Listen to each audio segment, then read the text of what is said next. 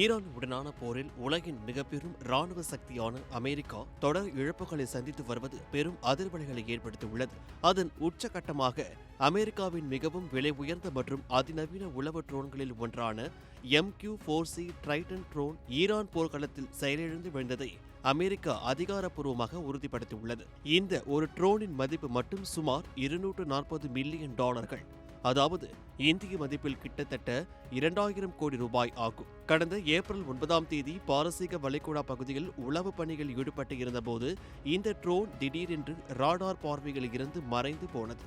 இது ஈரானால் சுட்டு வீழ்த்தப்பட்டு இருக்கலாம் என ஆரம்பத்தில் தகவல்கள் பரவிய நிலையில் அது விபத்திற்குள்ளாகி விழுந்துவிட்டதாக அமெரிக்க கடற்படை பாதுகாப்பு மையம் தற்போது தெரிவித்துள்ளது. இந்த இழப்பு கிளாசியே வகையிலான மிக மோசமான விபத்தாக பட்டியலிடப்பட்டுள்ளது. 50,000 அடி உயரத்திற்கு மேல் 24 மணி நேரத்திற்கும் மேலாக பறந்து உளவு பார்க்கக்கூடிய இந்த ட்ரோனின் இழப்பு அமெரிக்காவிற்கு ஏற்பட்ட மிகப்பெரிய பின்னடைவாக கருதப்படுகிறது. ஆனால் இது ஒரு தனித்த இழப்பு அல்ல. இந்த ஈரானிய போரில் அமெரிக்கா சந்தித்துள்ள மொத்த இழப்புகளில் பட்டியல் மலைக்க வைக்கிறது.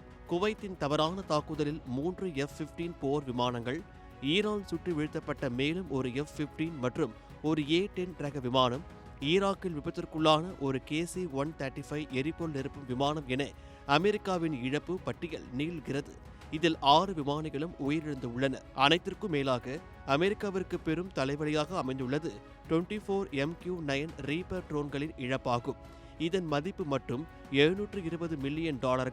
தற்போது செயலிழந்த $240 மில்லியன் ட்ரைட்டன் ட்ரோனையும் சேர்த்தால் இந்த போரில் அமெரிக்காவின் ட்ரோன் இழப்புகளின் மதிப்பு மட்டுமே கிட்டத்தட்ட $1 பில்லியன், அதாவது 8,300 கோடி ரூபாயை தொட்டுள்ளது. இந்த மாபெரும் நிதி இழப்பு நவீன போரின் மிக விலை உயர்ந்த முகத்தை உலகிற்கு வெளிச்சம் போட்டு காட்டுகிறது.